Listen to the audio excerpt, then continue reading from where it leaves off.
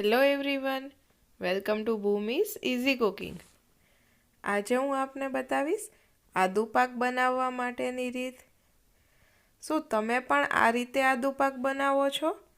મને કમેન્ટ બોક્સમાં અચૂકથી જણાવજો। એકદમ પોચો અને નાના મોટા સૌ કોઈને ભાવે તેવો આ આદુ પાક એકદમ સરળતાથી કઈ રીતે બને તેના માટે આ વિડીયોને છેલ્લે સુધી અચૂક જોજો। આદુ પાક બનાવવા માટે સૌપ્રથમ આદુ લઈ તેની છાલ ઉતારી લો। ત્યારબાદ તેને કોઈ પણ ખમણી વડે ખમણી લો, તેનું ઝીણું છીણ કરી લો। હવે એક પેનની અંદર 1 ટેબલસ્પૂન જેટલું ઘી ગરમ કરવા માટે મૂકો। ઘી ગરમ થાય એટલે તેમાં જે આદુ ખમણેલું છે તે ઉમેરી તેને હલાવી લો। તેમાં રહેલો પાણીનો ભાગ બળી જાય અને તેમાંથી ઘી છૂટું પડવા માંડે ત્યાં સુધી તેને ધીમેથી મીડિયમ આંચ પર હલાવવાનું છે। તમે જોઈ શકો છો કે હવે ઘી છૂટું પડવા લાગ્યું છે, તો ગેસની આંચ બંધ કરી દો। હવે એક પેનની અંદર ઘી ગરમ કરવા માટે મૂકો। મેં અહીં 1 વાટકી જેટલો લોટ લીધેલો છે, તો તેમાં પોણા વાટકી જેટલું ઘી ઉમેરેલું છે।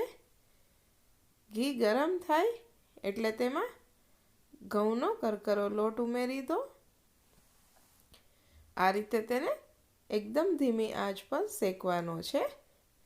ધીમે ધીમે તમે હલાવતા જશો એટલે તે એકદમ જ સોફ્ટ થતો જશે અને તેમાંથી ઘી છૂટું પડતું જશે।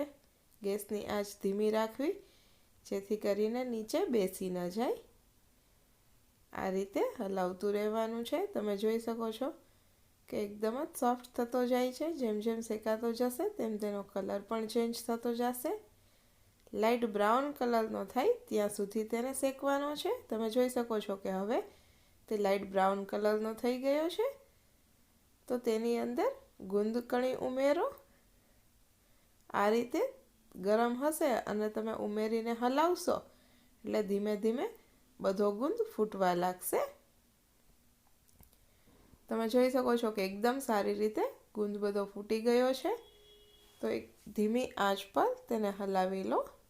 ત્યારબાદ તેમાં ટોપરાનું ઝીણું ખમણ ઉમેરો, જે બિલકુલ ઓપ્શનલ છે પણ તેનો ટેસ્ટ ખૂબ જ સરસ આવશે।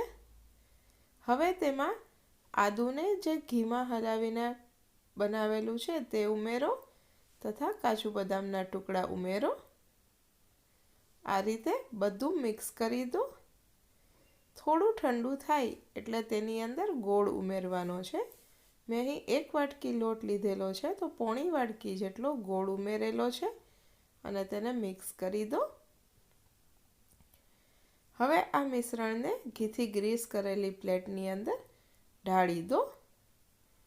કોઈ પણ પ્લેન સરફેસવાળી વાટકી કે બીજા કોઈ પણ વસ્તુથી તેને ધીમે ધીમે આ રીતે દબાવીને પ્લેટમાં ઢાળી દો। તમે જોઈ શકો છો કે એકદમ જ સારી રીતે થઈ ગયું છે। હવે તે ઠંડુ થાય એટલે તેને આ રીતે કાપા કરી દો। તમારે નાની મોટી જે સાઇઝની ઢેફલી કરવી હોય તે રીતે તમે કરી શકો છો। તો મોઢામાં મૂકતા જ ઓગળી જાય તેવી એકદમ સોફ્ટ એવો આ આદુ પાક તૈયાર છે। તો એક વખત આ સિઝનમાં તમે પણ આ રીતે બનાવજો। તેનો ટેસ્ટ તમને કેવો લાગે છે તે મને કમેન્ટ બોક્સમાં અચૂકથી જણાવજો। આ વિડીયોને લાઈક કરજો, તમારા ફ્રેન્ડ્સ, ફેમિલી મેમ્બર્સ અને રિલેટિવ્સ સાથે શેર કરજો અને ભૂમિઝ ઇઝી કુકિંગ ચેનલને સબસ્ક્રાઈબ કરજો। Thank you for watching my video. ફરી મળીશું નવા એક વિડીયો સાથે। એન્જોય।